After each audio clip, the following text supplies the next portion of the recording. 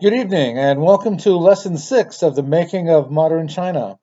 This is Professor Tefero from Port St. Lucie, and tonight we're going to examine the development of the Civil War between the KMT and the CCP.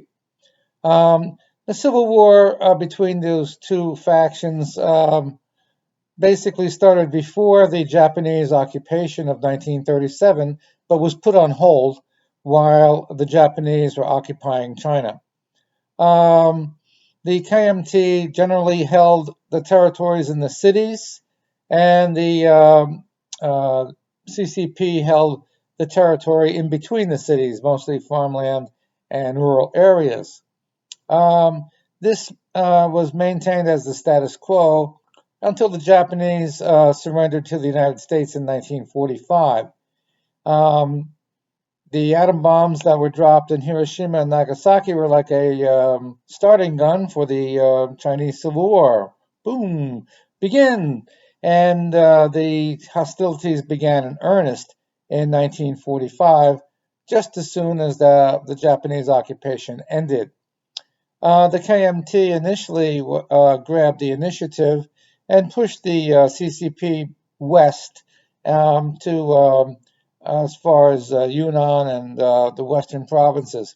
So the CCP took shelter in the mountainous areas and gradually, after the Long March, gradually was able to reconstitute itself, especially in the areas outside of the cities. The situation was that if you lived in the cities and if you were the KMT, you controlled the cities, but you did not control anything outside of the cities. And if to travel between the cities was a difficult problem, um, the CCP recognized their advantage of controlling the areas outside of the cities and sabotaged a great deal of KMT transportation between the cities. Eventually, the CCP gathered enough momentum to start winning the Chinese Civil War by 1947.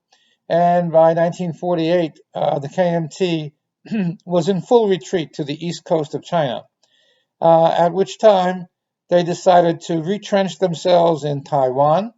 They retreated to Taiwan and took the remnants of the KMT army and placed it in Taiwan for a final defense. That final defense really never happened. Um, Mainland China did not choose to engage in an invasion of Taiwan at that time, nor have they done so since. So the policy now is that it's one China and that Taiwan is a part of China, but in reality, it's still a part of the KMT, and it's distinctly apart from mainland China. There's also the deterrent of the American military, in addition to the very strong KMT influence on the island of Taiwan up to this day in 2021.